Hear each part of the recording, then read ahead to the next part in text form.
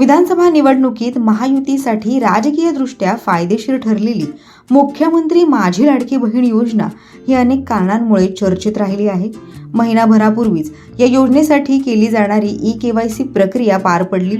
ही e-KYC दुरुस्तीची मुदत संपल्यानंतर किती महिला पात्र व अपात्र ठरल्या या संदर्भातील आकडेवारी आता समोर आली आहे आणि त्यानुसार या योजनेत 1,66,00,000 बहिणी या अनुदानासाठी पात्र ठरल्या आहेत, तर निकषांची पूर्तता न झालेल्या तब्बल 80 लाख महिला या अपात्र ठरल्या आहेत आणि त्यावरूनच आता विरोधकांनी सत्ताधाऱ्यांवर टीकास्त्र डागण्यास सुरुवात केली आहे। या संदर्भातील अधिकची माहिती व्हिडिओच्या माध्यमातून जाणून घेऊयात। नमस्कार, आपण पाहताय लोकसत्ता लाईव्ह। लाडकी बहीण योजनेच्या सुरुवातीला 2.47 कोटी लाभार्थी होते। या लाभार्थ्यांमध्ये अनेक बोगस लाभार्थी असल्याची बाब निदर्शनास आल्यानंतर महिला व बाल विकास विभागानं बँक खाती तसंच कौटुंबिक उत्पन्नाच्या माहिती आधारे बोगस लाभार्थ्यांवर कात्री लावण्यास सुरुवात केली। यामुळे 2024 ते 2025 या आर्थिक वर्षात असलेली 2.47 कोटी लाभार्थ्यांची संख्या ही 2025 ते 26 या आर्थिक वर्षात 2.38 कोटींवर आली।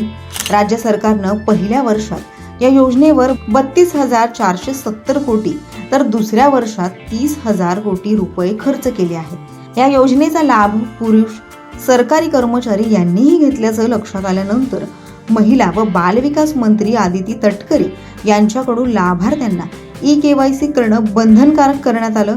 यासाठी 18 सप्टेंबर 2025 पासून ई-केवायसीची प्रक्रिया सुरू झाली। सुरुवातीला 18 नोव्हेंबर पर्यंत आणि त्यानंतर 3 वेळा ई-केवायसी साठी मुदतवाढ देण्यात आली। त्यानंतर एप्रिल महिन्याच्या अखेरीस ही मुदत संपली आणि या योजनेत 1,66,00,000 लाभार्थी महिला या पात्र ठरल्या आहेत। त्यांच्या खात्यात मार्च आणि एप्रिल महिन्याचा हप्ताही जमा करण्यात आलाय। तर या योजनेतून ज्या महिला अपात्र ठरल्या आहेत त्यांची संख्या ही तब्बल 80 लाख इतकी आहे। या योजनेत महिला लाभार्थ्यांमध्ये 21 ते 65 वयोगटातील महिलांचा समावेश आहे। ज्या महिलांचं वय 65 वर्ष पूर्ण होतंय अशा सुमारे 10 ते 12,000 महिला आपोआपच या योजनेतून बाद झाल्या। त्याचप्रमाणे या योजनेचा लाभ घेतलेले पुरुष लाभार्थी तसंच सरकारी कर्मचारी यांनाही या योजनेतून अपात्र ठरवण्यात आलंय। सुमारे 15,000हून अधिक सरकारी कर्मचाऱ्यांनी या योजनेचा लाभ घेतला होता। या कर्मचाऱ्यांवर कारवाई करण्याची प्रक्रिया सुरू असून संबंधित विभागांना तसं पत्रही पाठवण्यात आले। दरम्यान सुमारे 80 लाख महिला अपात्र ठरल्याने सरकारवरील दरमहा 1200 कोटींचा आर्थिक बोजा हा कमी झालाय। टप्प्याटप्प्यानं सरकारनं लाभार्थ्यांची संख्या कमी केली आहे।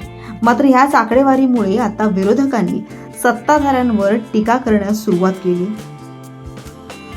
जवळजवळ 80 लाख लाभार्थी महिलांचा आकडा सरकारच्या माध्यमातून कमी करण्यात आलेला आहे। सरकार हळूहळू ह्या लाडक्या बहिणींच्या लाभार्थ्यांचा आकडा कमी करतोय का काय? निवडणुका आटोपल्यानंतर आता ह्या लाडक्या बहिणींची किंमत कमी झाली, आता त्या लाडक्या राहिली नाही आहेत आणि त्या दोडक्या झाल्या आहेत का? म्हणजे काम सरो वैध मरो असं झालंय का? क्या तुमच्या ह्या लाडक्या बहिणींना आता 1500 रुपये देणं जीवावर आलेलं आहे म्हणून तुम्ही हे वेगवेगळ्या माध्यमातून त्यांची संख्या कशी कमी होईल हे बघत आहात? तुमचे मोठे टेंडरचे पैसे निघत आहेत, तुमच्या परदेशवाऱ्या व्यवस्थित चालू आहेत।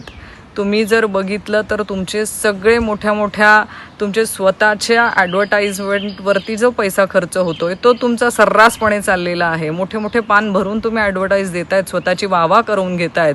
एवढ्या सगळ्या गोष्टींसाठी सरकारकडे पैसा आहे आणि मग माझ्या लाडक्या बहिणींना जो 1500 रुपयाचा महिना मिळतोय हाच त्यांच्या डोळ्यात का खुपतो आहे? मला हे आम्ही पहिल्या दिवसापासून सांगत आलेलो आहोत की हे सरकार बोगस स्कीमचं सरकार आहे। एक तर पहिलं सांगितलं तर लाडक्या बहिणींचं जे काही मानधन आहे ते वाढवू, ते अजून वाढवलेलं नाही आणि दुसऱ्या बाजूला 85 लाख लाडक्या बहिणींना अपात्र ठरवलेलं आहे। पहिला प्रश्न हाच आहे की तुम्ही ह्यांची मतं मिळवण्यासाठी ही स्कीम सुरू केली, ती आता तुम्ही त्याच्यातून 85 लाख लोकांना अपात्र ठरवतात। आणि दुसरी गोष्ट म्हणजे जे या खरोखर अपात्र ठरवले असतील तुम्ही आणि तुम्ही जनतेचा पैसा, टॅक्सपेअरचा पैसा ह्यांच्या खात्यात टाकत होतात, म्हणजे हा स्कॅम नाही झाला का? म्हणजे ज्यांनी हे पैसे टाकले त्यांच्या खात्यामध्ये ते घोटाळेबाज नाही झाले का? आणि दुसरं म्हणजे ज्यांनी तुमच्यावर विश्वास ठेवून या खात्यामध्ये जे पैसे आले असतील त्याच्यावर पुढे काही स्वप्न पाहिले असतील त्यांच्या स्वप्नांचं काय मग?